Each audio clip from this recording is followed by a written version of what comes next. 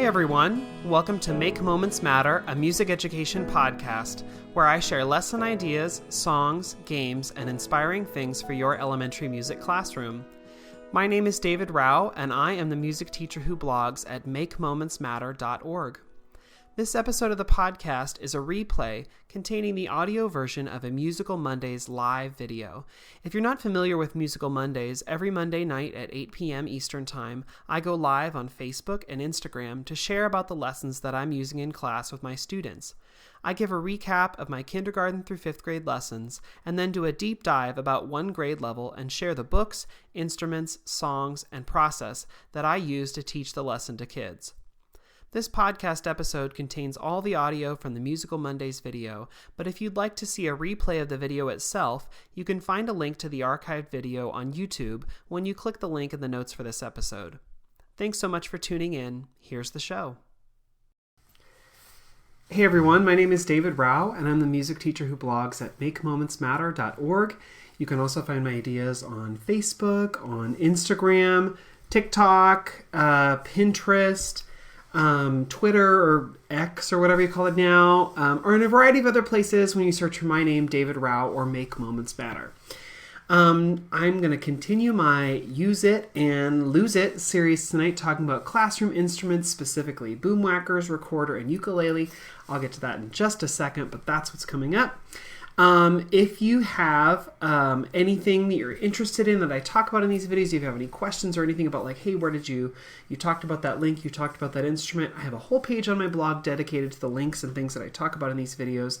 You can click on the bottom of wherever you're watching, listening to this, and there should be a direct link there. Or you can go to my blog, makemomentsmatter.org, and click the video tab. It should be there at the bottom under Musical Mondays 2023-2024. So if you hear me talk about something in here and you want to find it, it'll be there. I'm also excited to say that next week is my last Musical Mondays week of the semester. And I love that last week because in the past, I've always had the last week of every semester be like a Q&A. Like, what have I talked about this semester that you're interested in? Or what questions do you have? Or what's something that you really want to hear more about? And so I'm asking for folks to add their questions and add things that they want to hear more about. And so I've created a Google Doc where you can ask those questions. Facebook, I just put it into the comments. It's also on the links page. Instagram, I'll try and remember to put it in my LinkedIn profile when I finish this video, but I might forget. But you can always find that by going to the links page. It's there. And also it's Facebook, it's there too. So go on, ask your question, whatever your question might be, like about how do you teach this instrument? Or you mentioned this before, or what did you say that one time about books? Or like, what do you want to know more about? Or like, what's your favorite puppet to use? Tell me more about how you drink your iced coffee. I don't know, like whatever you really have questions about, please ask those, because next week I'm going to do my best to answer some of those questions. Okay, one last housekeeping thing, and then I'm going to get to instruments.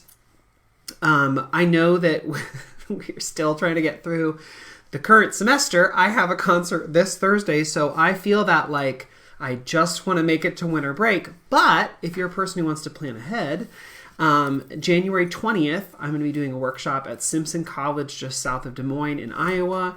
If you're around in Iowa and you want to come join us, I will put a link on the links page. That's why I forgot to put and I will put that on the links page when I'm done with this video. But there's information about that if you want to come and join us on January 20th at Simpson College. It's going to be a great day. Okay, so Use It and Lose It, classroom instruments. I feel like this might be my most controversial video because, not like I don't want to be controversial, that's not what I'm saying. I'm just going to tell you like what I honestly think about these instruments, why I use them, why I don't use them, thoughts about that. So let me preface all of this by just saying, what I'm about to say is my opinion for my classroom, something that I have experienced in teaching in my own specific circumstance. And maybe these instruments work for you, maybe they don't work for you. It really depends upon the person. It depends on your experience. It depends on your students. I'm just going to tell you my thoughts on how I feel about these instruments. Take it all with a grain of salt. Use it or lose it. My thoughts. But let's talk first about Boomwhackers. If you don't know what Boomwhackers are, it's these bright, colorful tubes that you can whack on things to make sound. There are a bunch of ways that you can make sound with these. You can hit it like on a table, on your hand, on your head. I know there's this thing where you can like, if you put like the octavator cap thing on the bottom and like tap it on the ground or whatever, that's like another way to make sound. There are lots of ways to make sound. A lot of people really love Boomwhackers. They're fun, they're colorful. Kids get to smack things. What could be better? Okay, some people really, really, really love Boomwhackers. I am not one of those people. And for a variety of reasons, I've tried using Boomwhackers over and over in the many years that I've been teaching. I've tried them at different schools. I've tried them in different situations. And I just personally feel like Boomwhackers are hard to teach well. That's just my personal opinion, but let me tell you why I feel that, and then maybe you can leave comments about like, David, you're crazy. Here's what you should think instead. So let me just tell you why Boomwhackers are not my favorite things in the world. Okay, so how do you play the Boomwhacker? Well, you have to hit something, right? Or you have to tap something. I've never found a way that feels really natural and really good, where kids make a really great sound. One of the problems I have with Boomwhackers is their intonation. So for example, I haven't used Boomwhackers for a while, and I was like gonna do this thing with my choir group where we were gonna walk in and sing. We are still gonna do that. But I was like, what if they could like play on the cadence point, play like a chord or play something on the Boomwhackers? That'd be so cool. Because I don't have handbells. Which, that's the other thing. Boomwhackers are just handbells that don't sustain. Okay, anyway, I'll get to that in a second. But I was like, what if they played Boomwhackers? Okay, so I grabbed Boomwhackers and I was like, well, let me try a couple. So here's what I heard.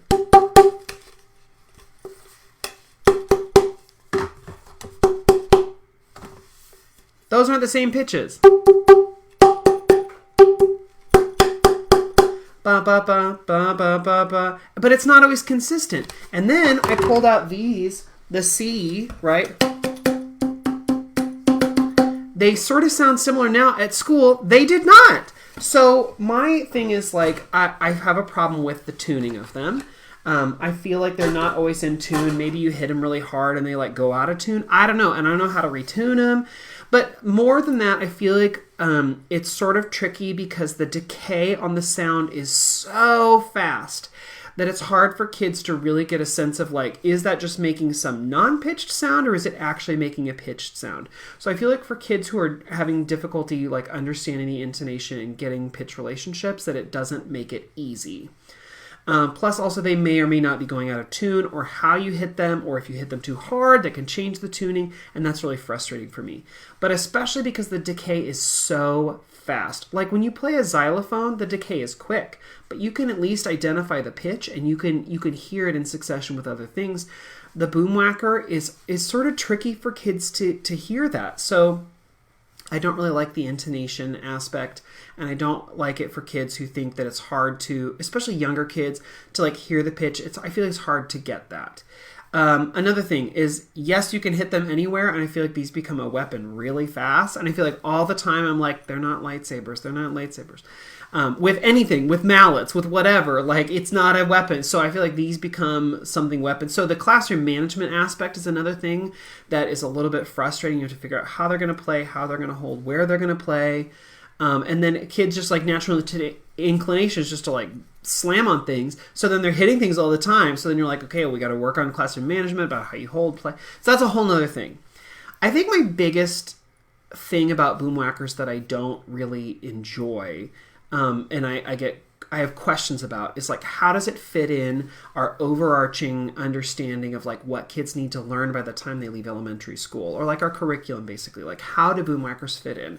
And honestly, I feel like Boomwhackers function as handbells function. So handbells, you know, where you get one pitch, you get one note, and you only play that one thing. And in handbell choirs, it's like you go along and you play here, here, here, here. And I feel like that for me, that's the biggest problem with Boomwhackers, is you cannot on your own as one person play a melody. You can't even really play a harmony. So it's not like you're using them in a harmonic way to play along with the song. You're not using them in a melodic way. You really only get just like that one pitch, and you are reliant upon all the other people to play with them. And some people would say like, well, that's ensemble playing. Not really. I mean, like, if I think about all the ensembles in the world, I think about all the things where you'd play an instrument. Bands, orchestras, choirs, rock bands, modern bands, all of those things, you play melodic instruments or you play harmonic instruments. Very infrequently do you play a time where you have just one note or one pitch. And even handbells, those sustain. You hear the pitch and you know what that pitch is. Sometimes they sustain too long. But you hear and you know what that pitch is. Boomwhackers, the decay is gone, so kids are trying to re-hit them to be like, is this the right sound? Am I playing at the right time? I just feel like it feels like Dance Dance Revolution, right? Where you're like trying to like hit it at just the exact right moment, and sort of infrequently does that happen. So, if I'm thinking about all the ensembles in the world, there are a lot of orchestras, a lot of bands, a lot of ad hoc groups, a lot of things where people play in their garage. There are very, very, very, very, very few handbell choirs. And I don't know if that's because it just doesn't fit in as well. It's harder to play. They're expensive. I don't know. But for me, the thing is, I don't see this transferring outside of elementary all that well. And I also sort of think it's like baseball, where like when I was learning to play baseball, it's like if I'm batting, you have to hit the ball at the exact right moment to actually make contact with the ball. And that does take skills, and that's important, right? But when you hit the ball, you might have a ground ball, you might have a pop fly, you might have a home run, and what we're asking kids to do when they play Boomwhackers is to do a home run every time. They need to play at the exact right moment, the exact right sound. They need to play, because otherwise the rest of the group sort of falls apart. And asking a kid to do that without years and years of practice, like in baseball, it makes it really tricky. I did not like baseball. So again, I'm just thinking like in my experience, it's really hard to teach Boomwhackers in a way that is effective, that transfers skills to anything else we do in the elementary music classroom, but then also anything we do outside the music classroom. Oh, and then notation. If you're playing the like Dance Dance Revolution sort of style where like the pitch comes down and you hit it at just the right second, like that's cool if you want them to then go do Dance Dance Revolution, but that doesn't transfer well to reading notation. If you have them read notation, then that's tricky too, because they have to figure out where they are in the ensemble. I just feel like there are so many questions and so many issues. And I can't get the intonation right. Oh, and can we talk about the color system? Why? Why didn't they just do rainbow colors? Why? There's no green or blue. There's like this weird dark green. I get that like the green and the blue, like the true green and blue are like, I don't know, like accidentals. But like when do you ever play those? It just... Anyway, so it's very frustrating. Because when you I love color coding. And so when you can't color code other things to match, and it's like...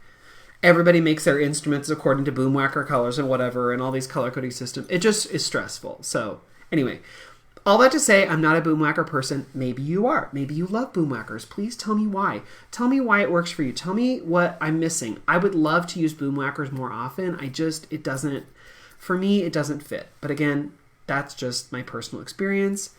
You do you. But that's just sort of how I feel. Okay, let me move on. Let's talk about recorder. So I think recorder, a lot of people either love it or they hate it. Or maybe they love it and they hate it. I don't know. But I think people have thoughts about recorder. What are some benefits? Well, they are very cheap and they are durable. So pretty easy to get. Pretty easy to get a nice one. This Yamaha recorder, it makes a really nice sound, is a really good instrument, honestly, for a beginner. And you can get a really nice one for less than $10. If you want to get like the fancy one that's like, ooh, wood grain, you can do that, but kids can just as easily get the fun, colorful ones. I don't feel like the intonation is all that different. I'll admit, I'm a person who lets kids like mix and match colors and stuff. I'm not playing at Carnegie Hall. I don't feel like the intonation is all that much different than if they have just one of the single colors. So I don't have a huge problem with that. The one thing I do not let kids do is switch brands. So I don't have like an Angel against a Yamaha, against a West Music brand, against a whatever. I always do, we're all getting Yamahas or we're all getting whatever. I prefer the Yamaha, that's just me. But that's the one thing I would say is I don't have many problems with intonation unless it's between brands. But I don't care. And the colors get kids excited. And anyway, so I think it's a great value for what you're paying. And it gets kids a wind instrument very early. So things of benefits about actually teaching a recorder or a wind instrument. right? But specifically a recorder in this instance. Kids, for like the first time in their elementary career, get a chance to experience duration, like true note value duration. You can teach half notes, you can teach whole notes, you can teach them to speak them, to sing them. But this is the first time they really get to like play a half note. Because if you're playing a xylophone, the sound decays. If you're playing a boomwhacker, the sound decays. You can't be like ta. On a xylophone, it's really ta. It just doesn't last 2 beats. Even if you play a metallophone, which is an instrument that rings, or a glockenspiel, an instrument that rings, you hit it and then the sound continues on, but it's not like you are actively doing anything to make that sound continue. The recorder, you do. If you want to play a half note, you can't just go ta, or you can't go hit, let it ring. You have to go. You actually have to play for that longer duration. So it's like the first time for like a half note or a whole note that kids really actually have to experience and play that, because there's really no other instrument in our world that really does that at an early level. So I like it for that reason. It really does make kids think about and focus on intonation. Are they really... And pitch matching, are they really playing the pitch that they're supposed to? Does it really fit in with the rest of the ensemble? I think that's really beneficial. This is, I think, the one that gets most people. It really forces kids to understand dynamics. How loud or how quiet are you playing? There's a difference, right? So like for the first time, I mean, again, when you're playing a xylophone, you can hit it hard, you can hit it quiet, or hit it hard, hit it soft, that's going to be loud or quiet. But recorder's really the first time where, on a long sustained note, can you go from one to another. You can't do that with xylophone unless you're rolling. You know, roll hard to roll gentle. But with a recorder, you can go...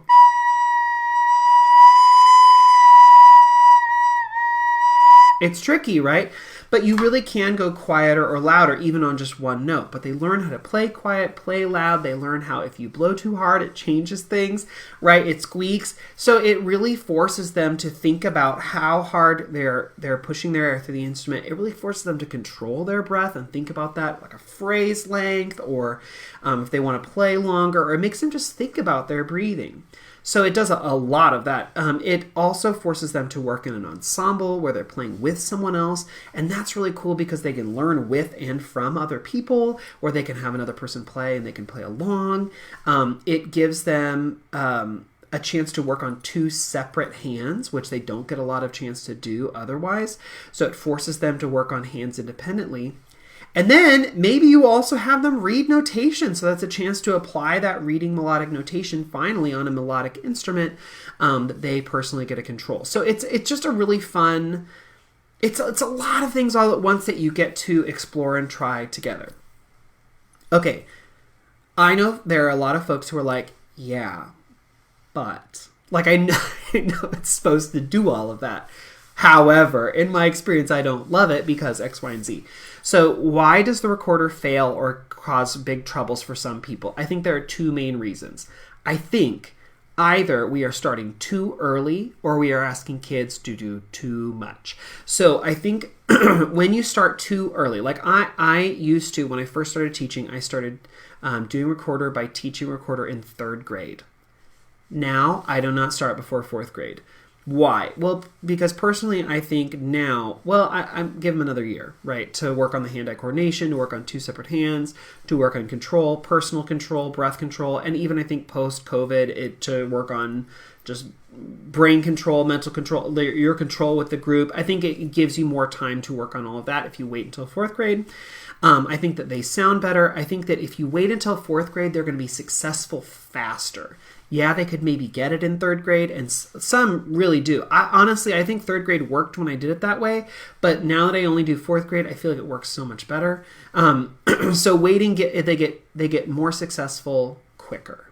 And so I think that if starting too early causes a lot of problems, a lot of kids can't control their 2 hands separately. They can't control hands and breath and watching. They can't. It's just a lot for them to do, and when they're a little bit older, they have more control over those things. So starting too early, I think the other problem that we have is that a lot of us ask kids to do too much. If you think about the brain's processing power and how much it can do at once, your brain can do a lot at once. Now think about a 4th grader's brain. It can still do a lot at once, right? But when we play recorder, we are asking kids to, and there's just a few things, control their breath, control 2 separate hands moving at different times. We're asking them to think about rhythmic things and melodic things. We're asking them to listen to others and play along. We're asking them to, and then, oh my gosh, if you ask them to do written notation, that uses a completely different part of your brain. So like reading notation and playing along and playing in time, it's just like an overload for the brain. So when you're getting kids started on recorder, I never introduce written notation on a staff right away because it's just so many things that they need to do. When we first start playing, I do a lot of echoing, I do a lot of back and forth, a lot of like, I give examples and they try, or we play a note and they get to improvise on that note, a lot of back and forth things so that they get a lot of experience with the note before I ever ask them to put it either in time or with another person. Another thing that you can do if you want to take out, because reading on a staff is very tricky. It uses a lot of your brain power that takes away some of that processing power from the rest of what you need a kid to do when they're playing recorder. So instead of having them read on the staff, you could do where you have like rhythmic notation and write the letter name underneath. So not on a staff at all, just like ta, ta, ta, dee, ta.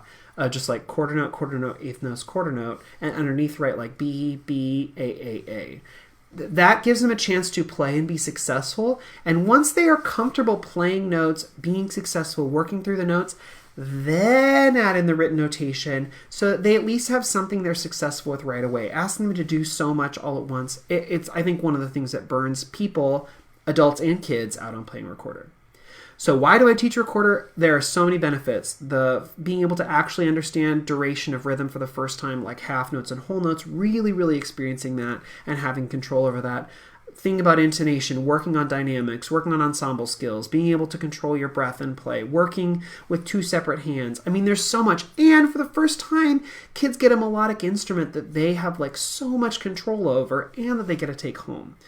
Not that I don't think, like xylophones and metallophones and glockenspiels are great. I do think those are great, and I use those all the time. But I think the recorder is a different kind of a thing and is just so amazing and beneficial. So I think recorders, I use it. Okay, and one more example. So again, I think that kids deserve, by the time they're done with elementary, to have singing experiences and instrument playing experiences and improvisation and composition, all sorts of things. But I think recorder is one of the things that for some kids really clicks. Example, kid at my school, I'll call him Malcolm. When he came to my school, I got an email from the special ed teacher saying, hey, he's going to come with headphones, and he really had troubles with music at his old school. He was coming halfway through the year, and they said like he didn't really engage with the music teacher before. He may have to leave. I don't know. It depends on his IEP, blah, blah, blah. And I was like, okay, well, however he wants to participate, we're going to make it work. I'm not going to push him to do anything. In fact, we were about to start practicing for our folk dance night with parents. And so I was like, I'm not going to force him to dance if he doesn't want to do it. Like first thing out of the gate, be like, come on, we're going to go, line. No, I wasn't going to force that. So I was like, however he wants to engage and participate, cool. He did not engage for a long time, didn't want to do any of the dances, didn't want to participate. We got him to do a couple things. And he did learn some of the things. And then when it came to folk dance night, he was one of the most exuberant, grab my parents, take them out and do the dances with them. And his special ed teacher was videoing. She's like, I'm going to send you copies of this. I don't know how this is happening. This is amazing. But he was so invested. When he came back the following year in 4th grade, he was no longer invested. He did not want to do the singing, didn't like the singing games, wasn't all about the movement, didn't really love the xylophones. Then we got to recorder, and it was like a light bulb came on. He was all about the recorder. He loved the recorder. He wanted to do recorder all the time. And ever since then, he's been way more engaged. I don't know why that is. I know some kids, some things just click. For some of them, it's the xylophones. For some of them, it's movement. For some of them, it's singing. For some of them, it's just the game aspect. There are so many things about our class that can click for different kids. And for Malcolm, it was recorder. So if I had taken that out, I maybe wouldn't have connected with him. He maybe wouldn't have found his love for music. I don't know. So that's, again, why I'm like, okay, yes, it's a lot of stress, a lot of work, a lot of logistics, but I'm going to do it. And recorder you can do so many fun things with it. You can get different colors. You can do cool neck straps. There's so many ways that you can accessorize and have fun with it and do other things. But like, there are so many benefits from it too. It's in my use it category. Okay, let's talk about ukulele. So some benefits. It is the first like adult type instrument. The first thing like, oh, I've seen that on like a rock band stage or whatever. Like the first kind of instrument that kids really play that is, I don't know, sort of more grown up. Yeah, for some reason, that's what I feel like they see and hear. But what I love about it is simpler than the guitar, so it's much easier to learn and play, as opposed to having several fingers down, or guitar where like sometimes you don't play some of the strings.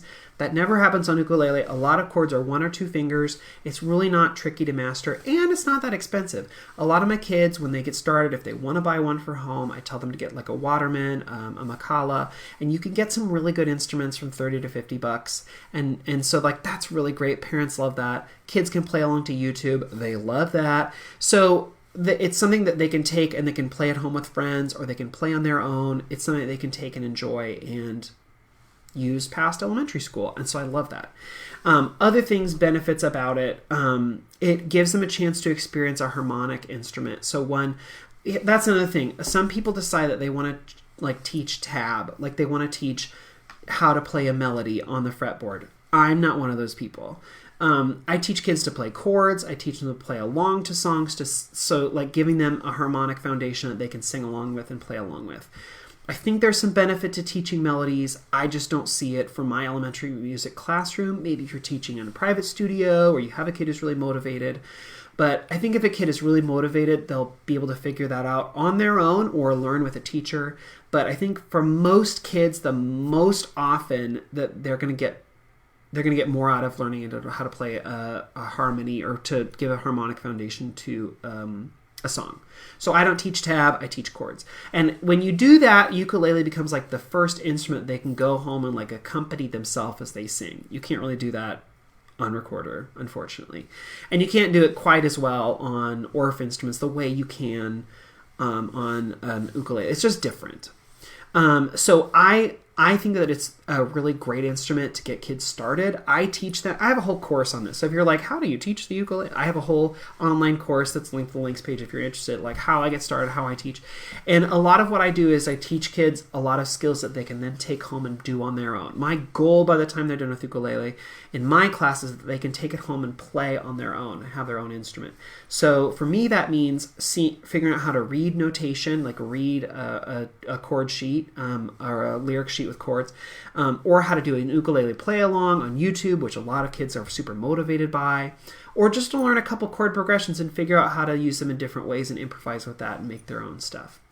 So I think the ukulele is really great because of all those things. You can play in groups, you can play on your own, you can play while you sing. Oh my gosh, two things we want kids to do. It teaches them to listen, again, to intonation. You do have to do that. It teaches them ensemble skills. It teaches them, again, independence of 2 hands, right and left.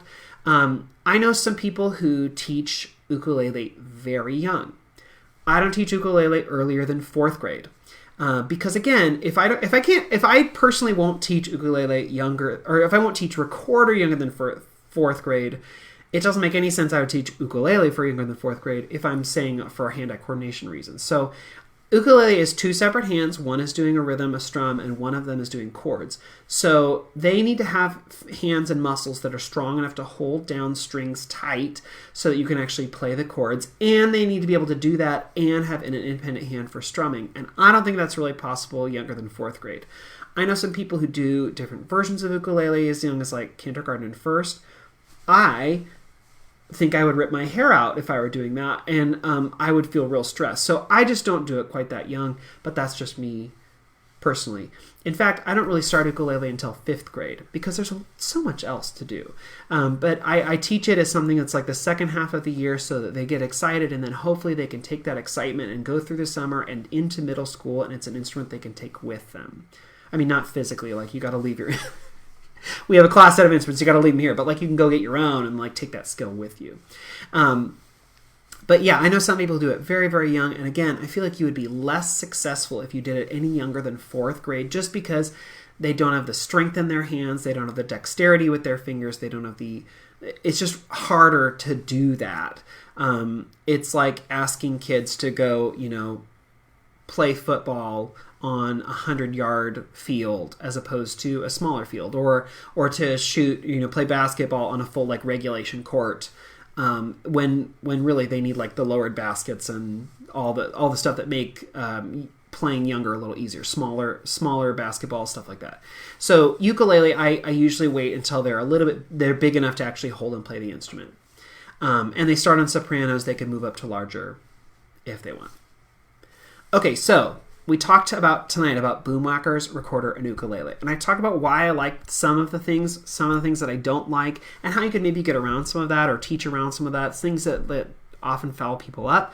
For me, Boomwhackers are a lose it, and recorder and ukulele are a use it. I know some people who say well, I stopped teaching recorder and now I teach ukulele. Which is, I guess it's like an instrument for an instrument, but in my head, I'm thinking okay, well to me that's like saying this sweater, it doesn't fit quite right. I don't feel really comfortable with it, so I'm just going to wear my swimsuit instead.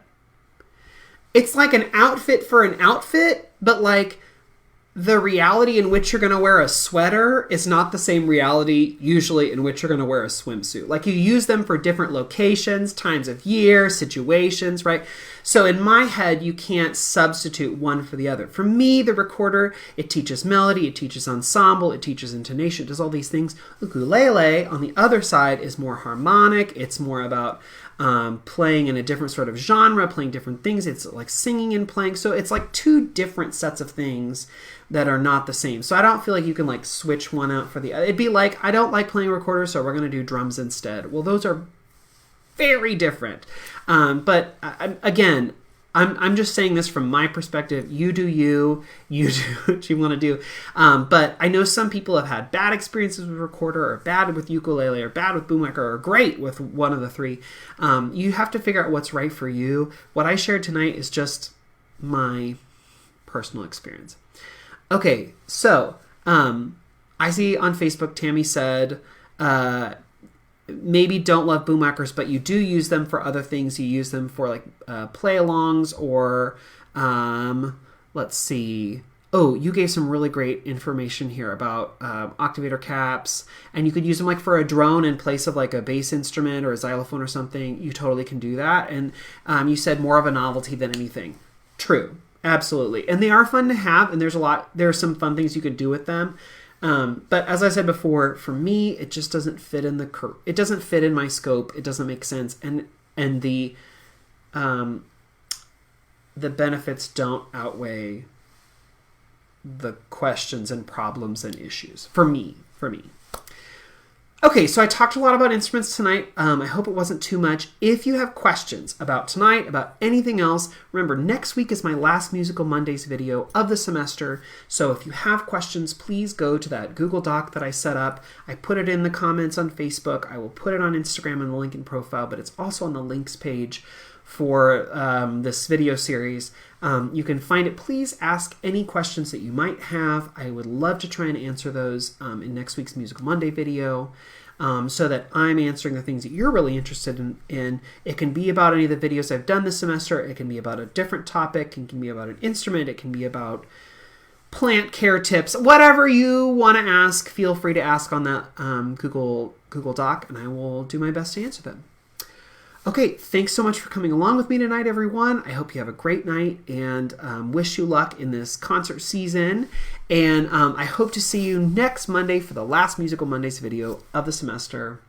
Okay, have a great night, everyone. Bye-bye.